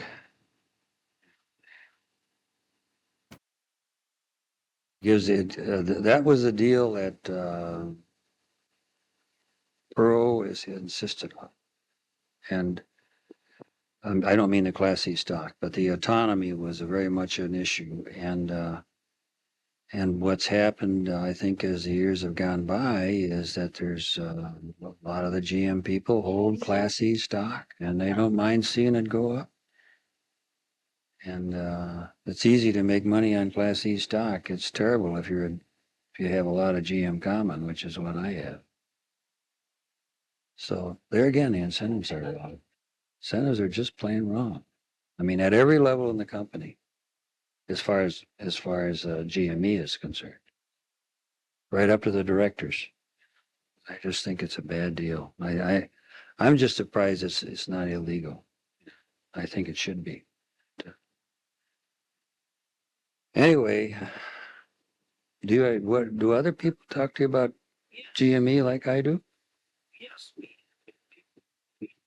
some thoughts because they've experienced something similar. We see it goes up to. Yeah. Well, you see, I was the one member of the executive committee that was opposed to the EDS integration the way it was done, and that was an open issue. The only other one was Alex Cunningham, and he was opposed, but he didn't have as much to say about it as I did, but I sure did, and I haven't changed my opinion about it one damn bit. In fact, all I've realized is that I was more right than I thought I was at the time. That's the way it appears now, anyway. Sure, they can. But I just gave you one. If Yes, costs. no, they'd make money on it. Maybe not as much as on a paper stock market basis. They're making a lot of money on EDS now, because stock keeps going up, and General Motors owns EDS. It looks good on paper. Oh, you could find a buyer. No, not as long as you gave them some access to the GM market. See, but the trouble is you can't give them the same access that EDS currently has, because you can give it to them for a few years. But buying computer services, the big advantage to be gained in the computer function in a company is to have one architecture that works all through the company. So you save on all this duplication of new software, new equipment, or equipment that doesn't communicate. It's a tremendous advantage. So you have to give them the whole thing, which is what General Motors did with EDS. But then you can't go and get anybody else to compete. You can't. It's not like you're buying light bulbs. You can go get 2 or 3 quotes on light bulbs. You can't do that with data processing, and not at least a whole big system like General Motors has. So EDS has a lock on it, and if you sold the company, you couldn't give that company that same position, and so that would reduce the value of EDS. But still, the main objective in my mind is to get the data processing computer people to working on making better cars and a better car company. That's the objective. So I think you'd come out money ahead. You'd get the money, but I don't think there's much chance of that happening.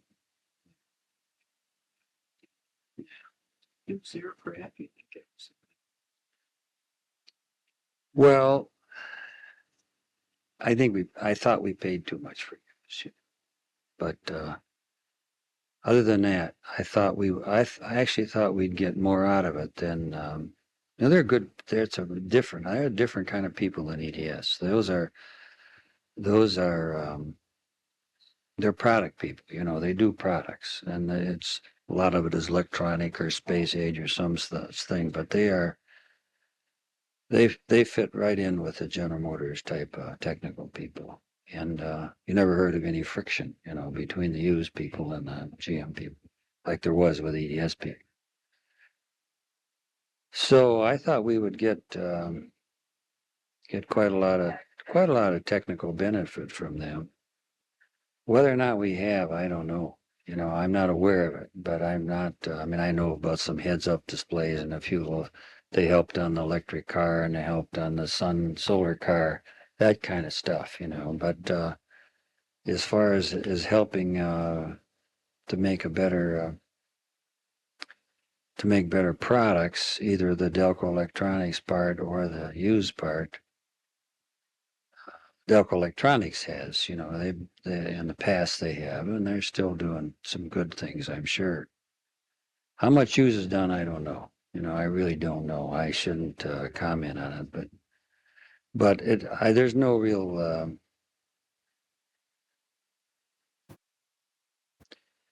The problem Hughes didn't address the real problem General Motors had in electronics, which was a low cost manufacturing base.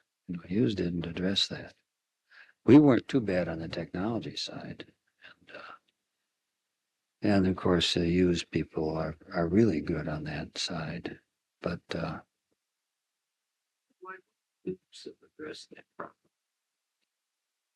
low cost manufacturing base, that's not their game. They build 400 radars for ground support or something like that are $180,000 a piece. That's the kind of stuff they do.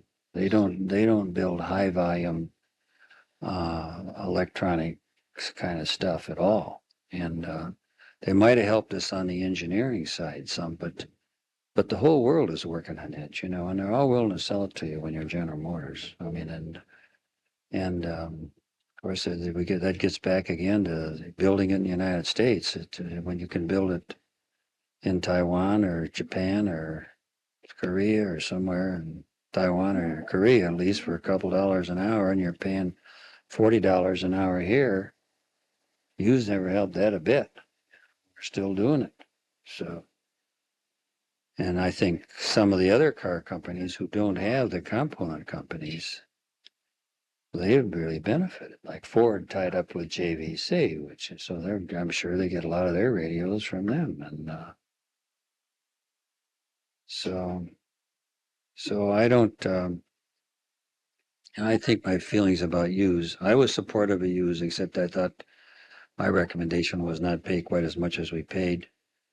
But I think whether or not it's, on balance is a good thing for General Motors, I'm not in a position to say right now anymore.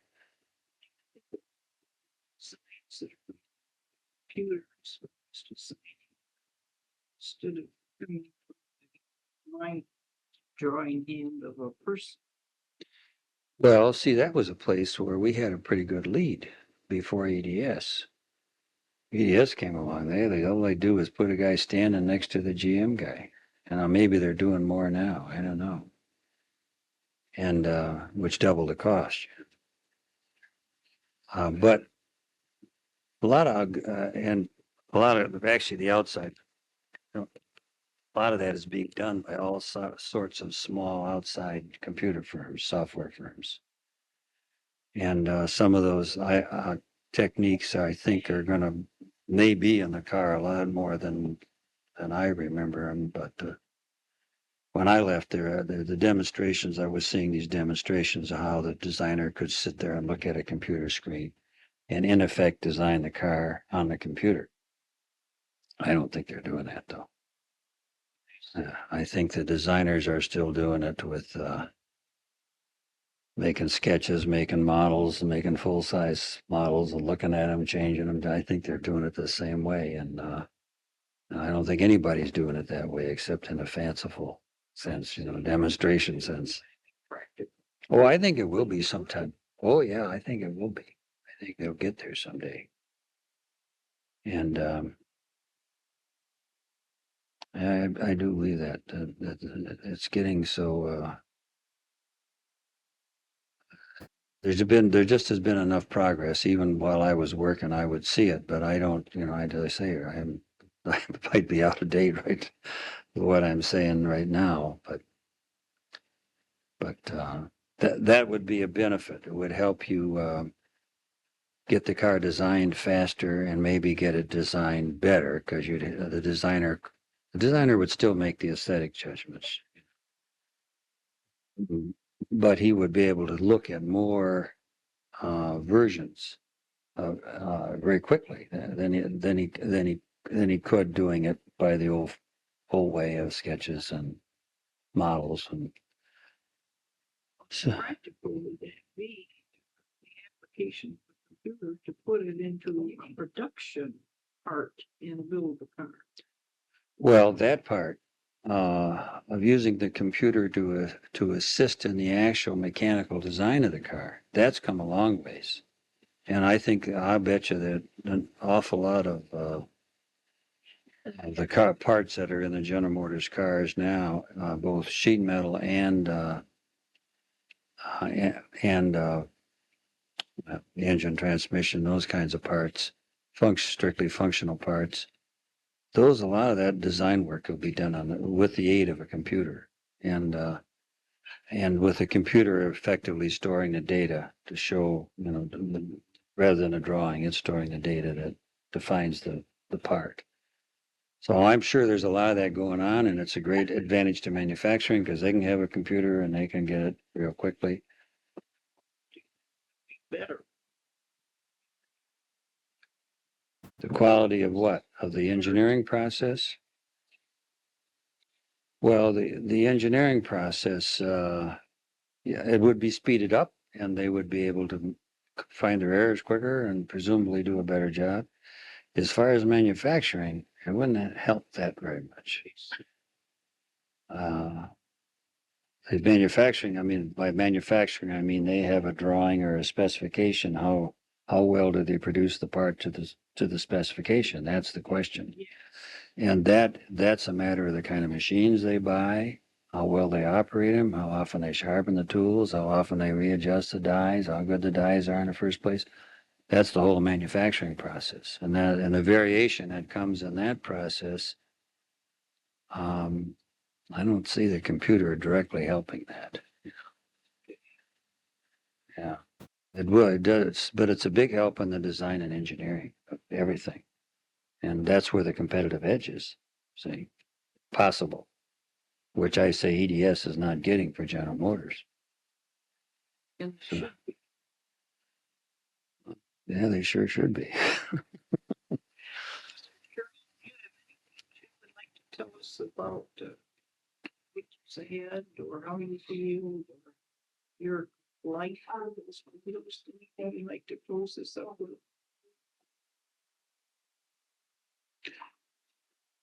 Well, I can honestly say that in almost 40 years I worked with General Motors, I never had a dull moment, and I enjoyed almost all of it.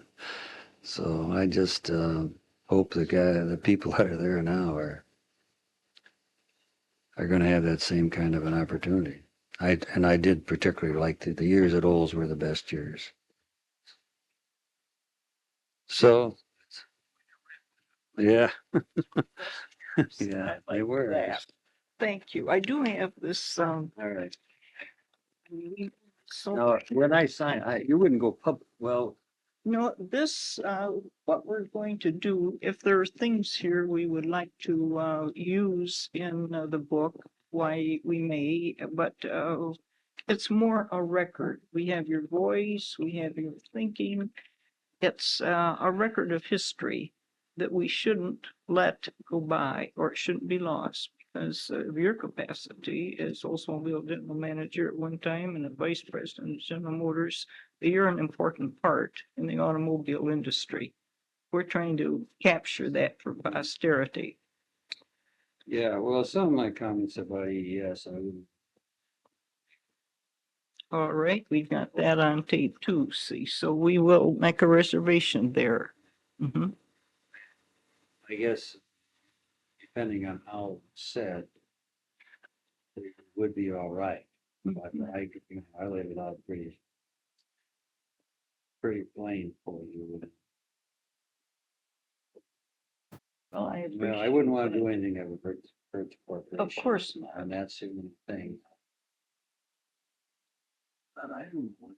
Anyway, if you do want to use any to press for. Why don't we, clear it, run it by you Yeah. if we come to the point where we want to use some quote and then get your approval before we go ahead. Same thing, I think, on the organizational structure. It was going the wrong way. That's happened. I wouldn't want that in favor because I didn't go. We'll just make a note here on this agreement form so that we don't have any misunderstanding here. Run quotes by Mr. Kehrl first to get approval to use. It's reference to EDS.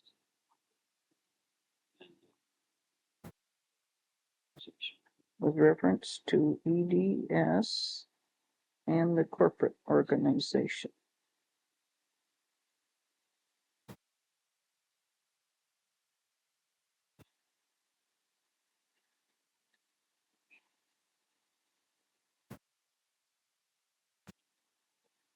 Well, this is 9/4 today.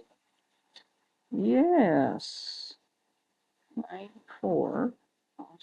Here, I'm going to cross off your 3 and put a 4. Okay.